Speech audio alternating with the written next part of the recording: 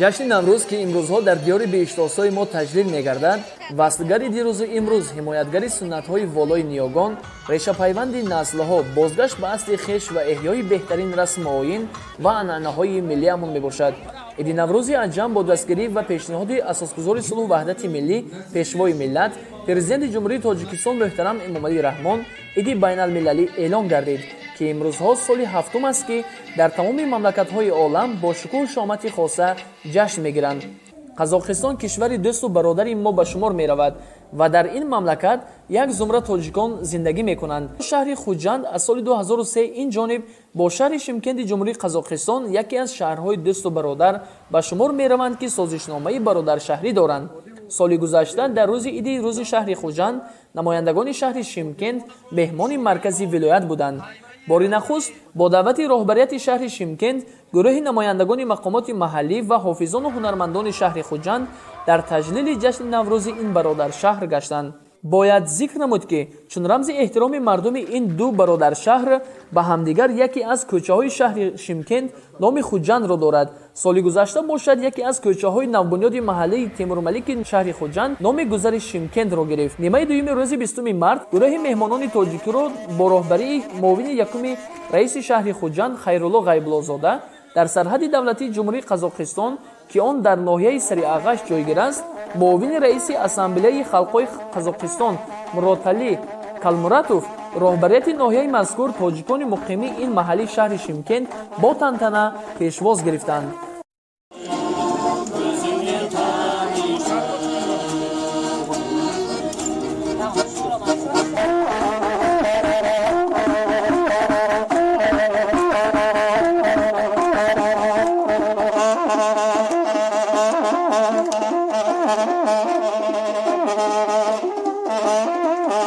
субҳи санаи 21 март мулоқоти кории ҳайати меҳмонони Тоҷикистон бо роҳбарии сафири фавқулода ва мухтори ҷумҳурии Тоҷикистон дар ҷумҳурии Қазоқистон Назирманд Ализода бо ҳокими вилояти Қазоқистони ҷанубӣ Жансеид Тӯймебаев баргузор гардид. Я хотел сказать, что в нашей области таджикской диаспора занимает определенное место. Как вам известно, Ассамблея народа Казахстана возглавляем нашим президентом, успешно работает, и таджикская диаспора занимает здесь достойное место. В Южном Казахстане, вы все знаете, у нас около 35 тысяч таджиков живут, в основном в Махтаралском районе и дальше в Сарагачском районе. Имеется у нас 12 школ с таджикским языковым учением. Я недавно был в Бахаральском районе,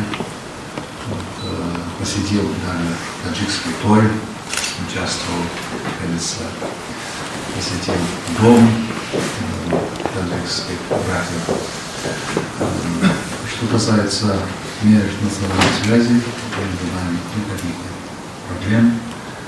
Мы, как все вы знаете, имеем большой опыт функционирования Ассамблеи народа Казахстана, поэтому у нас не было проблем и не будет проблем. дар ин вохӯрӣ сафири давлати Тоҷикистон ба роҳбарияти вилояти Қазоқистони ҷанубӣ табрикоти наврӯзӣ ва тӯҳфаи раиси вилояти Суғд Абдураҳмон Қодириро, ки аз ҷомеи зардӯзӣ маҳсули дастранҷи рассоми Хуҷандро ва китоби пешвои миллат иборат буд, бо меҳрубонӣ супорид.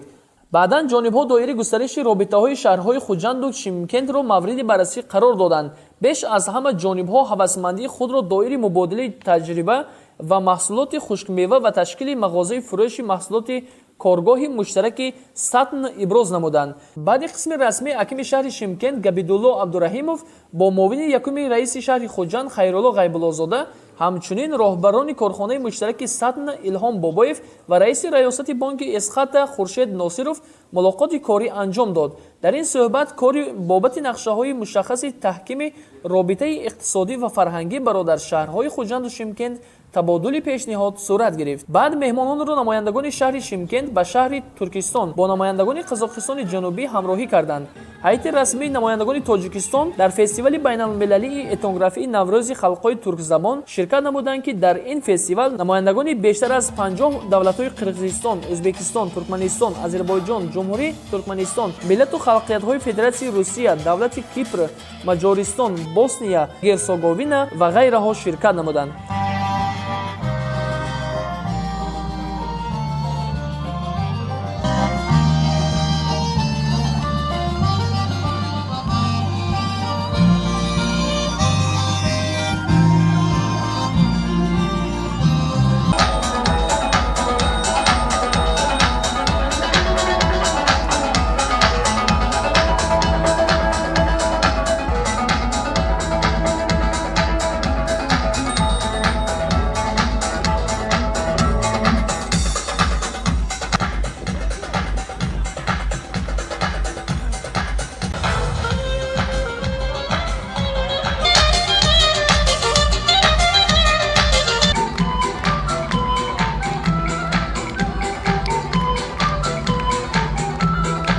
Yer alacaklar. Yine Türkistan törünü, Türklerin medeni astanasına hoş geldinizler. Добро пожаловать в святой Туркестан, столицу культуры. ҳайати меҳмонон аз оромгоҳи яке аз асосгузорони аҳли тасаввуф ҳоҷи Аҳмади Ясафӣ зиёрат намуданд.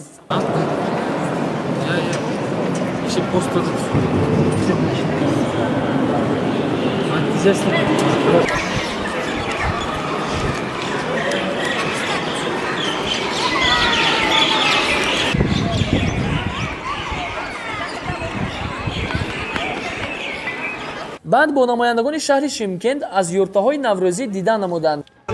Vaqti bo'laversin, nemire, şöbre, ko'p bo'laversin. Al, hurmatli og'ayni, tomoqni olib o'tiradi. санаи 22 март дар мавзеи наврӯзгоҳи шаҳри Шимкент дар таҷлили Иди Наврӯз бо ширкати роҳбарияти Қазоқистони ҷанубӣ шаҳри Шимкент, корпуси дипломатӣ ва меҳмонон аз Ҷумҳурии Тоҷикистон баргузор гардид. дар ин чорабинӣ ҳунармандони шинохта аз шаҳри Хуҷанд низ баромад намуданд, ки тамоми ишрохдорони барномаи наврӯзии ҳунармандони шаҳри Хуҷанд ва аҳли фарҳанги Тоҷикистонро гарму самимӣ пазироӣ намуданд.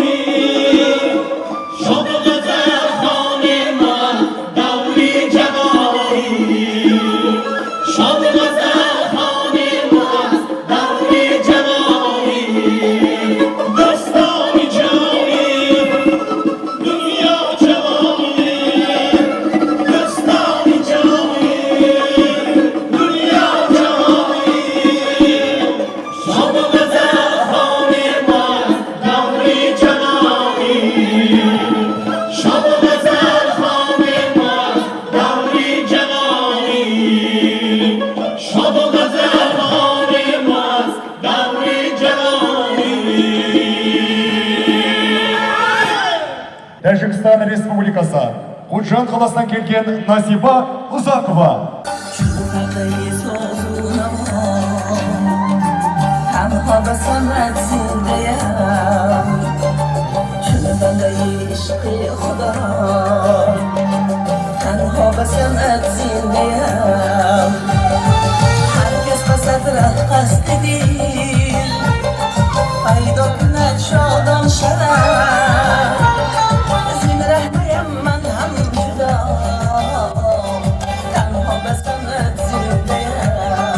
Я Медеув Шерм, персональный пенсионер Республики Казахстан, почетный гражданин города Чимкента и города Ариси.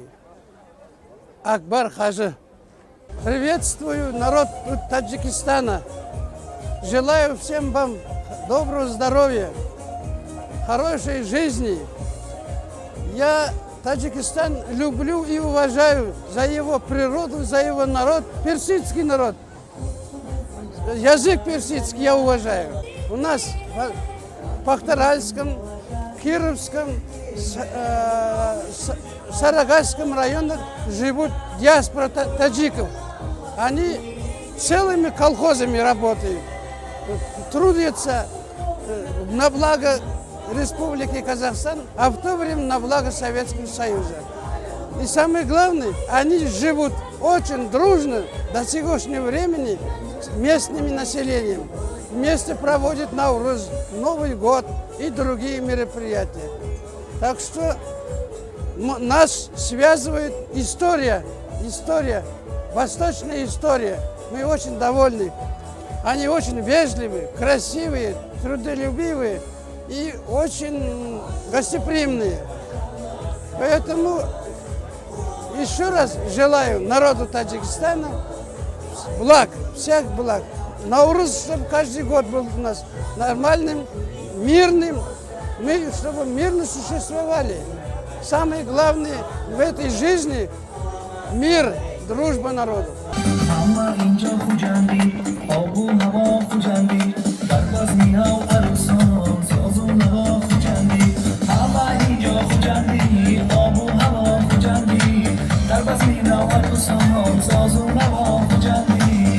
Досболов Абулкасым Усубаевич, депутат областного маслихата Южно-Казахстанской области, член Ассамблеи народов Казахстана. Хочу сердечно поздравить с весенним праздником, древним нашим праздником Наурыз, всех наших соседей, таджикский народ, замечательным праздником. И желаю всем добра, мира, счастья, успехов, процветания, чтобы наша казахско-таджикская дружба всегда крепла, всегда развивался наше экономическое сотрудничество для блага наших обоих народов.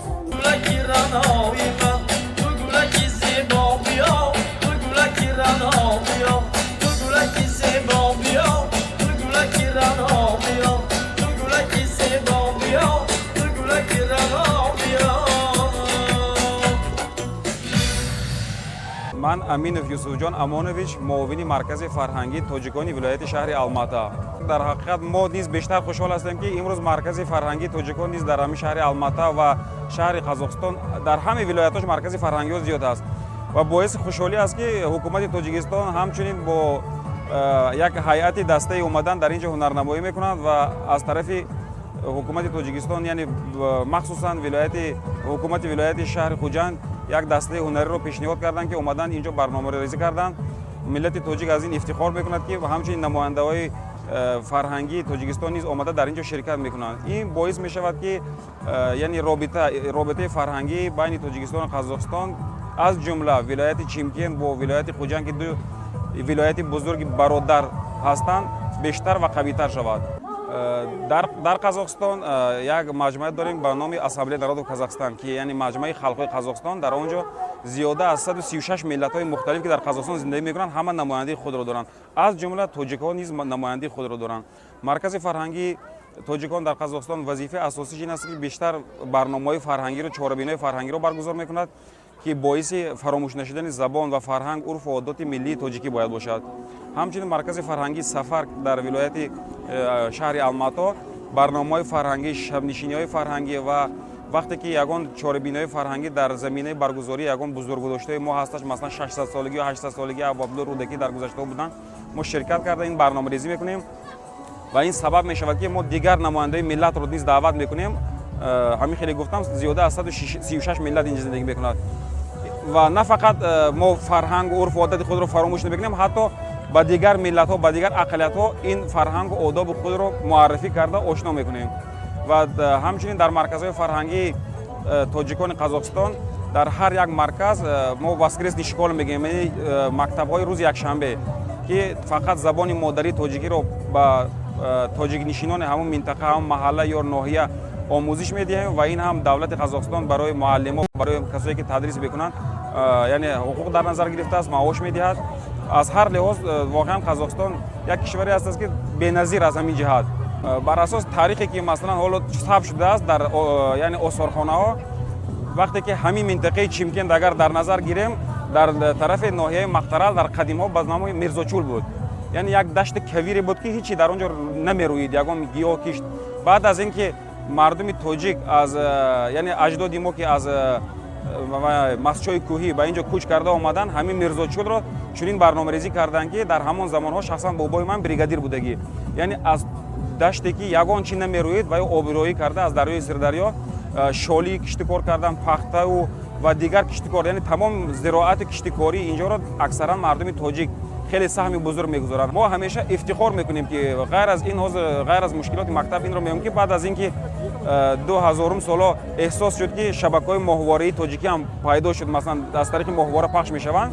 бевосита вақте ҷаноб олӣ омада буданд дар кишвари Қазоқистон, дар шаҳри Алмата, яке аз пешниҳодҳои мо карда будем ин буд ки масалан мо имрӯз дастрасӣ ба садо ва симои тоҷикӣ надорем, дар замони шӯравӣ достем ва пас аз он пешниҳодое ки мо қаблан карда будем, шабакаи моҳвории тоҷикҳо, шабакаи масалан телевизионӣ дар моҳвора пахш шуд, ба мо ҳам иттилоъ доданд ва аз Тоҷикистон аз тариқи ҳамин сафорат боз ба мо махсус дастгоҳи ҳадя карданд ки мо инҳоро ба марказҳои фарҳангӣ ҳам расондем, ки дар ҳамон вақт дар марказҳои фарҳангӣ ва дар ҷое ки тоҷикҳо аксаран зиёд мешинанд ва ин таблиғ шуд, мардум дида имрӯз ҳоло ҳама аз моҳвора, аз ҳамон спутник антен истифода карда мустақиман шабакаҳои Тоҷикистонро тамошо мекунам. шахсан ман ба намояндагӣ аз маркази фарҳангии тоҷикони вилояти Қазоқистон, вилояти шаҳри Алмата гуфтанӣ ҳастам ки Наврӯз ин ҷашнест ки моро бо мо мепайвандад. дар ҳақиқат Наврӯз дар замонҳои қадим хеле пуршукӯҳ ҷашн гирифта мешуд ва баъзе сабабҳо бар асоси таъриху таҳаввулоте буд ки камранг шуд. бо таваҷҷӯҳ ба ин ки бо пешниҳоди ҳамин ҷаноб олӣ ва баъзе кишварҳои форсзабон Наврӯз дар сатҳи Созмони милал ҷаҳонӣ шуд, имрӯз Наврӯз чунон як ҷашни пуршукӯҳ шудааст ки тамоми яъне аксари кишварҳои Осиёи марказӣ ва ҳатто берун аз Осиёи марказӣ ки эҳсос мекунанд ин Наврӯз онҳоро мепайвандад, ҳама ҷашн мегиранд ва аз ҳамин ҷиҳат Наврӯзи аҷдодии мо аст ба тамоми мардуми тоҷики ва тоҷикзабону ва мардуми тоҷиконе ки дар Тоҷикистон имрӯз умр ба сар мебаранд ва ҳамчунин ба намояндаҳои ҳукумати вилояти шаҳри Суғ ва намояндаҳои давлати ҳукумати Тоҷикистон аз ҷумла ҷаноб олӣ ба ҳама табрик мегӯям ин Наврӯзро, ба хотир ин ки бо таваҷҷӯҳ ба ҳамин дастгирию пешниҳоди сарвари кишвари Тоҷикистон буд ки Наврӯз имрӯз Наврӯзи ҷаҳонӣ шуд ва ҳама аз он ифтихор карда ҷашн мегиранд. бигзор Наврӯзатон пирӯз бод, ҳар рӯзатон Наврӯз бод. барои шумо тамом хушиҳоро орзумандам. ҳамеша сарбаланду шоду масрур бошед дар ҳамин Наврӯз ва умедворам ки ин оғози кори фарҳангӣ байни дуту вилояти Чимкенту Хуҷанд бошад. дар оянда бештар шумо ҳам инҷо ташлиф биёред ва ҳамчунин мо равем, яъне бо робита бо рафту омад бештар мо муносибатамо қавитару беҳтар мешавад. Келесі кезекте қарсы алыңыздар сахна төрінде Абдуллажанова Мадина.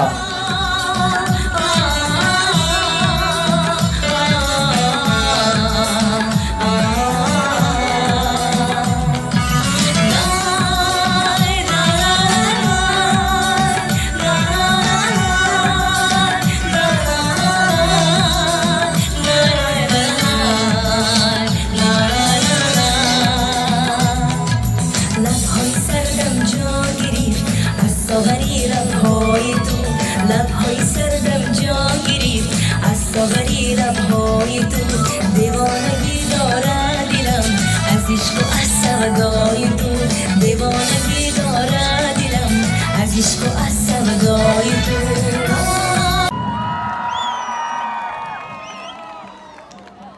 боиси сарфарозист ки дар вилояти қазоқистони ҷанубӣ дар 13 мактаб таълимот бо забони тоҷикӣ ҷорӣ гаштааст. аз он таҳсилот дар 4 мактаб пурра бо забони тоҷикӣ сурат мегирад, зеро дар вилояти мазкур беш аз 42 000 тоҷикон зиндагӣ мекунанд.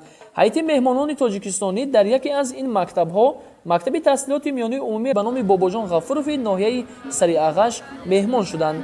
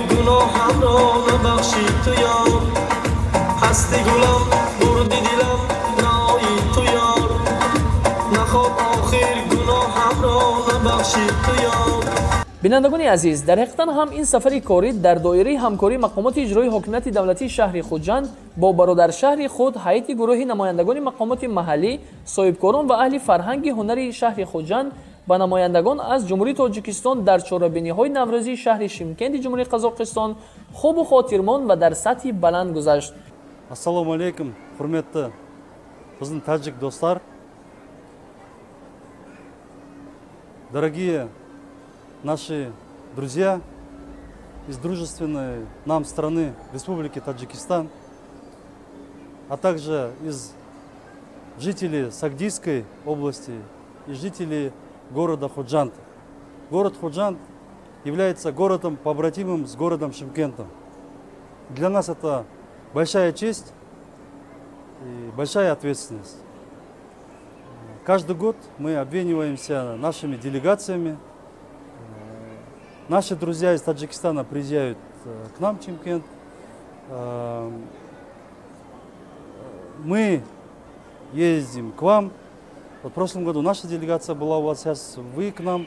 Теперь в следующий раз мы планируем приехать к вам. Я, во-первых, хочу поблагодарить главу Сагдийской области.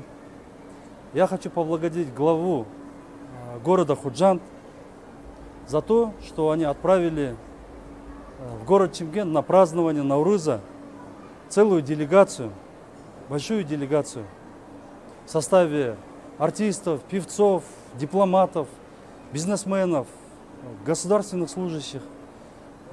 Мы здесь провели очень плодотворные встречи. Я лично разговаривал с вашими бизнесменами. Меня очень заинтересовала, например, фабрика Carrera, которая выпускает всемирно известную марку джинсов.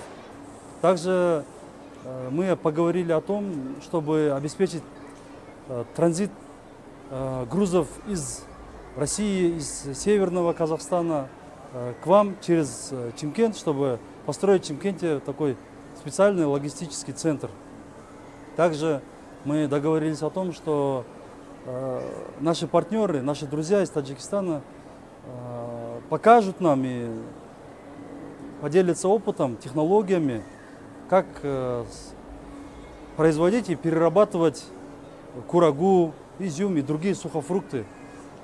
Мне сказали мои коллеги, что они экспортируют это в Европу, и для нас это очень интересно. В целом я хочу сказать, что наш народ, казахстанский народ, чимкентский народ с большой теплотой относится к нашим друзьям, нашим братьям из Таджикистана. Поэтому я хочу пригласить всех наших таджикских друзей, наших таджикских братьев и сестер, чтобы они приезжали к нам в Чимкент, гостили у нас. У нас есть горы, у нас есть реки, у нас есть святые места, у нас есть все для и души, и тела, как говорится. Поэтому добро пожаловать в Чимкент, и мы всегда будем поддерживать всех наших друзей, которые либо учатся здесь, либо работают. Они всегда найдут поддержку в лице руководства города, в лице других людей, которые проживают у нас. Поэтому добро пожаловать в Чимкент. гузориши Рустам Ҳоҷибоев, Шоҳини Зарафшонӣ, Хуҷанд, Шимкент, махсус барои барномаи иттилоотии ҷамъбастии ҳафтаи телевизион ва радиои ҷаҳонро.